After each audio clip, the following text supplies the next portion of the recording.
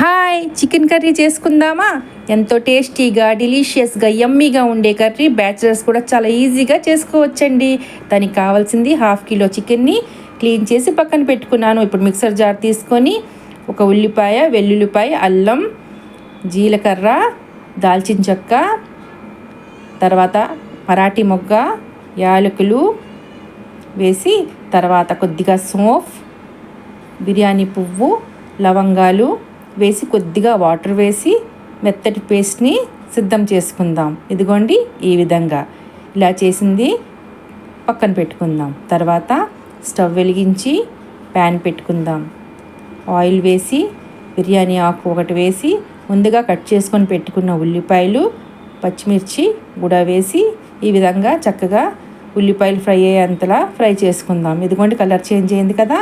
ఇప్పుడు పసుపు, కారం, ఉప్పు వేసి ఒకసారి అంతా కలుపుకుందాం. తర్వాత ముందుగా క్లీన్ చేసి పెట్టుకున్న చికెన్ ఉంది కదండి, ఆ చికెన్ని కూడా ఇందులోని వేసేద్దాం. ఇలా వేసిన తర్వాత ఉప్పు, కారం అంతా పట్టేలా చికెన్ పీసెస్ని చక్కగా ఈ విధంగా కలిపి ఫ్రై చేసుకుందాం. చక్కగా ఈ విధంగా కలుపుకుంటే ఉప్పు, కారం అనేది చక్కగా పడుతుందండి పీసెస్కి. తర్వాత ఇలా కలిపిన తర్వాత ఒక 10 నిమిషాలు సిమ్లో పెట్టి బాగా వేగనిద్దాం చికెన్ని. ఇదిగోండి ఇలా మూత పెట్టాను కదా. 10 నిమిషాల తర్వాత చూడండి చికెన్ చక్కగా వేగింది కదా. ఇప్పుడు మనం ముందుగా సిద్ధం చేసుకున్న మసాలా ముద్ద తయారు చేసాం కదా మిక్సర్ జార్లోని, అది కూడా ఇందులోని ఇప్పుడు వేసేద్దాం. ఈ విధంగా మసాలా ముద్దని వేసేద్దాం. వేసి ఒకసారి అంతా చక్కగా కలుపుకుందాం. మసాలా అంతా చికెన్కి బాగా పట్టేలా ఈ విధంగా అంతా కలుపుకుందాం. ఇలా చక్కగా కలుపుకుంటే మసాలా అనేది కర్రీకి బాగా పడుతుందండి. తర్వాత మిక్సర్ జార్లోని కొద్దిగా వాటర్ వేసి ఆ వాటర్ని ఈ కర్రీలోని వేసేద్దాం. ఈ వాటర్తోనే చికెన్ పీసెస్ అనేవి చక్కగా కుక్ అవ్వాలి.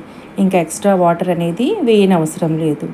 ఇదిగోండి ఇలా వేసి అంతా వేసి ఇలా కలిపి గరం మసాలా లేదా చికెన్ మసాలాని వేసి ఒకసారి అంతా ఇలా కలిపి ఇంకో 15 నిమిషాల పాటు మీడియం ఫ్లేమ్ మీద కుక్ చేద్దాం. అప్పుడు చికెన్ బాగా కుక్ అవుతుందండి. ఇదిగోండి ఇలా మూత పెట్టి ఓ 15 నిమిషాల తర్వాత మూత తీయండి. ఇదిగోండి ఎంత చక్కగా కుక్ అయింది కదా. చికెన్ చక్కగా ఉడికిందండి. ఇప్పుడు చికెన్ పైన కొద్దిగా ఈ విధంగా కలిపి కొత్తిమీరని జల్లి గార్నిష్ చేసుకోండి. అంతేనండి, chicken ready. Very tasty and delicious curry ready అయ్యిందండి. మీకు నచ్చితే లైక్, షేర్, సబ్స్క్రైబ్ చేయండి. మీరు చేసిన తర్వాత కామెంట్ రూపంలో మీ అభిప్రాయం తెలియజేయండి. Like, share, subscribe.